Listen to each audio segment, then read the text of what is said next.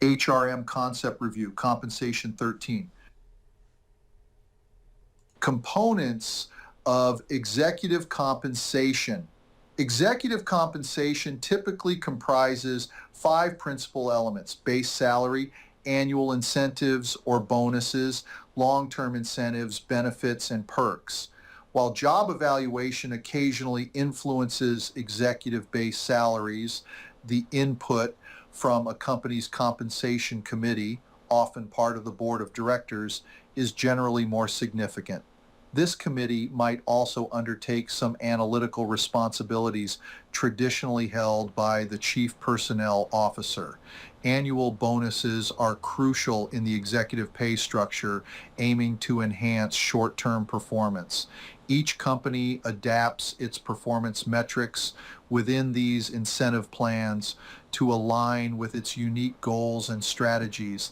In addition to salary and incentives, executives often receive superior benefits compared to other employees, such as enhanced life insurance, health cost, deductibles, exclusions, and additional pension income that exceeds ERISA's qualified plan limits.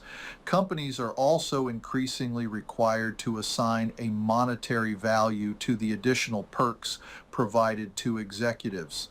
In addition to salary and incentives, executives often receive superior benefits compared to other employees, such as enhanced life insurance, health cost deductibles, exclusions, and additional pension income that exceeds ERISA's qualified plan limits. Companies are also increasingly required to assign a monetary value to the additional perks provided to executives. Compensating sales staff. The structuring of sales compensation is determined by several pivotal factors: the nature of individuals in sales roles, strategic business objectives, the maturity of the market, competitive practices, economic conditions, and product characteristics. It is well documented that sales professionals are predominantly motivated by financial incentives, pointing to the necessity of a compensation framework centered around direct financial gains. Sales compensation structures should mirror the desired outcomes based on the company's strategic direction, especially relevant in the digital age. Compensation models are primarily categorized into unit rate plans, which compensate based on sales volume, and add-on plans, which encourage sales of specific product types. As a product reaches different stages of market maturity, sales strategies and compensation must evolve.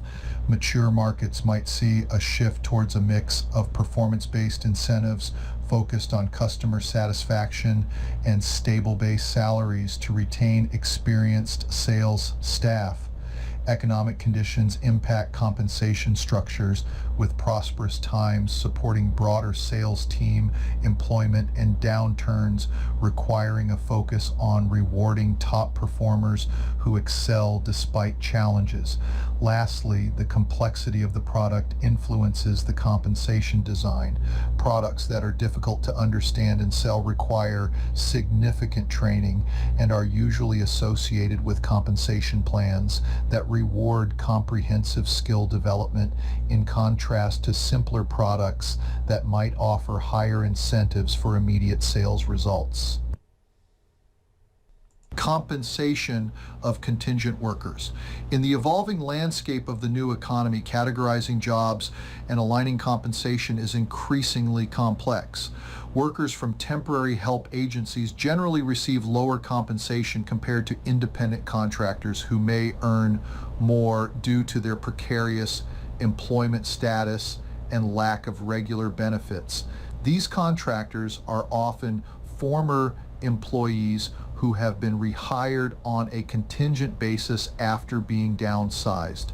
Contingent workers provide businesses the flexibility to adjust their workforce based on market demands.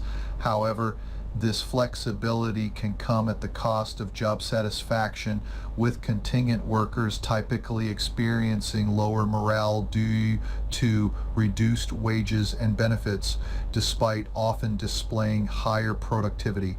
Addressing pay equity poses a major challenge in managing contingent workers who may receive less compensation than permanent employees for the same work. Companies tackle this issue in two main ways: by treating contingent workers as potential permanent employees, thus using promotions as incentives, and by promoting the concept of boundary-less careers, particularly appealing to high-skilled contingent workers. This approach reframes contingent work as an opportunity for rapid skill acquisition and career development, not as a disadvantage.